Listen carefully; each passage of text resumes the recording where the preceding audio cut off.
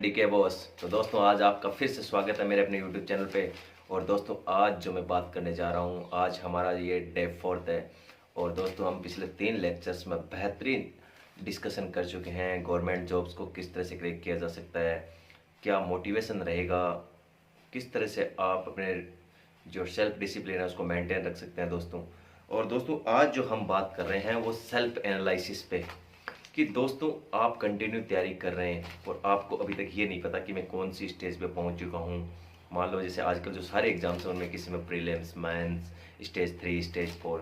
दोस्तों साथ ही आपको सेल्फ एनालिसिस एक ऐसा फैक्टर है जो आपको ये बताएगा कि आपकी तैयारी किस लेवल तक पहुंच चुकी है, आपको कितना हार्ड वर्क करना है और कितने दिनों तक और करना पड़ेगा ऐसा।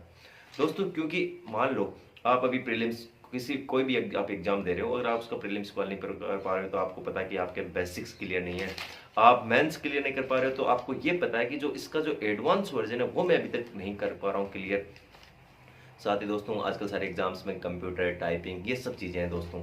तो दोस्तों आपको सेल्फ एनालिसिस किस तरह से करना है। दोस्तों एसएससी के एग्जाम्स की बात करूं, SSC, CGL, CHSL, MTS, GD, इन एग्जामों के लिए तो दोस्तों ऑनलाइन प्लेटफॉर्म्स इतने सारे हैं जिनमें आप अपना सेल्फ एनालिसिस कर सकते हैं। जैसे टेक्स्ट बुक है, ओलिव बोर्ड है, बहुत सारे ऐसे प्लेटफॉर्म है जो वीकली अपने लाइव टेस्ट करवाते हैं फ्री में। साथ ही दोस्तों आप बहुत सारे ऐसे प्लेटफॉर्म होंगे जिनमें कुछ आपको 200-300 रुपये दे के आपको पूरे मॉक टेस्ट, प्रीवियस ईयर, ये सारी चीज़ें मिल जाएगी।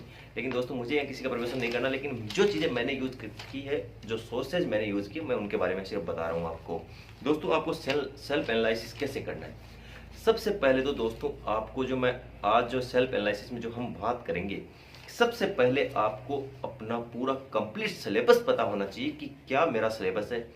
और जब एक बार आपको पूरा सिलेबस का पता चलेगा कि मुझे ये चीज़ है, उसके बाद में मुझे सोर्स का पता करना है कि जो बेस्ट सोर्स क्या हो सकते हैं आज के टाइम के अकॉर्डिंग। दोस्तों जैसे मान लो आप एग्जाम दे रहे हो 2025 में और आप सोर्स पढ़ रहे हो 2018 के, दोस्तों उससे काम चलेगा नहीं। आपके सारे सोर्स अपडेट होने चाहिए दोस्तों, क्योंकि आजकल का जो लेटेस्ट पैटर्न है आपको ये पूरा पता रहना चाहिए कि अभी एग्जाम में, रिसेंटली एग्जाम में क्या पूछ रहा है। और ये पता कहाँ से चलेगा दोस्तों, आप पिछले 5 साल या 3 साल जिस भी बॉडी ने, जो भी एग्जाम, जिस एग्जाम की आप तैयारी कर रहे हैं, उस एग्जाम के 5 साल के प्रीवियस ईयर के सारे क्वेश्चन एक बार नोट देखिए, एक बार उन सारे पेपर्स के थ्रू गो थ्रू हुई।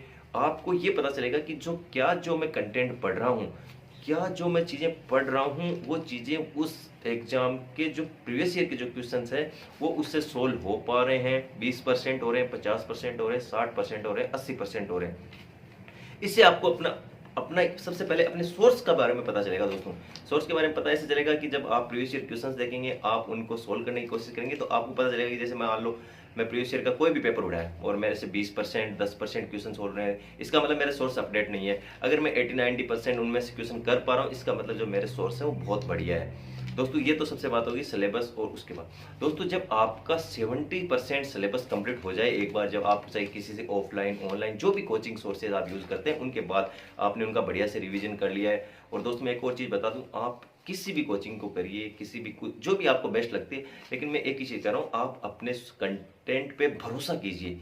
मान लो मैं किसी से भी पढ़ रहा हूँ तो आप उस चीज़ को बार बार रिवाइज कीजिए, क्योंकि लगभग कंटेंट सेम होते हैं, बस हम क्या है कि बार बार भटकते रहते हैं। जैसे किसी बार ये पढ़ लिया, अगली बार दूसरा सोर्स पढ़ेंगे, अगली बार तीसरा पढ़ेंगे, उससे क्या है दोस्तों, हमारा रिवीजन बेटर नहीं हो पाता। और जब आपका रिवीजन बेटर नहीं होगा तो आपको चीज़ें एग्जाम टाइम में याद नहीं आ पाएगी। तो दोस्तों आपको मैंने 3 चीज़ें यहाँ पे बताई है। पहली चीज़ है कि आपको अपना सिलेबस पता होना चाहिए, उसके बाद आपको अपना जो कंटेंट है उस पर भरोसा करना है। तीसरी चीज़ है आपको ये पता चाहिए मेरा कंटेंट बढ़िया लेवल का है या नहीं है।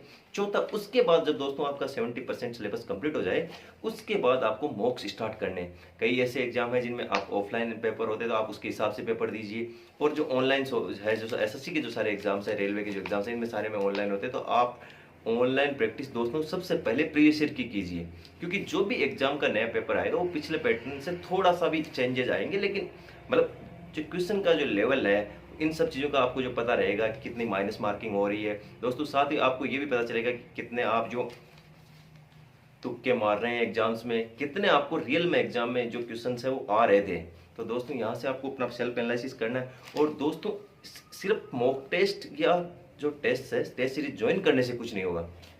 जब आप पूरा मॉक टेस्ट दे दें, उसके बाद आपको एक अलग से रजिस्टर मेंटेन करना है। उस रजिस्टर में आप जैसे मान लो आपने एक मॉक दिया जिसमें 4 सब्जेक्ट है, मान लीजिए मैथ्स है, इंग्लिश है, रीजनिंग है और जीके। तो दोस्तों आपको 4 ऐसे रजिस्टर मेंटेन करने हैं जिसमें आप एक मैथ्स लिखिए, उसमें आपने अपना मान लीजिए आपने मॉक टेस्ट 1 दिया, तो आप सबसे पहले क्या करेंगे, मॉक टेस्ट 1 लिखिएगा, ऊपर कितने मार्क्स का था, टोटल कितने क्वेश्चन थे, आपने कितने सही किए और कितने रोंग है, सारे मेंटेन कीजिए। उसके बाद में जो रॉन्ग क्वेश्चन है उसको दोस्तों आप नोट कीजिए, और जब भी आप नेक्स्ट मॉक दें या फिर जब भी उस टॉपिक को पढ़ें तो सबसे पहले आपको ये पता होना चाहिए कि ये क्वेश्चन अगर किसी भी एग्जाम में अगर दोबारा आ गया तो मेरा गलत नहीं होना चाहिए। दोस्तों ये है एनालिसिस ट्रिक जो आपको कोई नहीं बताएगा। यूट्यूब पे इतना कंटेंट भरा पड़ा लेकिन आपको ये नहीं पता कि कौन सी चीज़ आपके काम की है।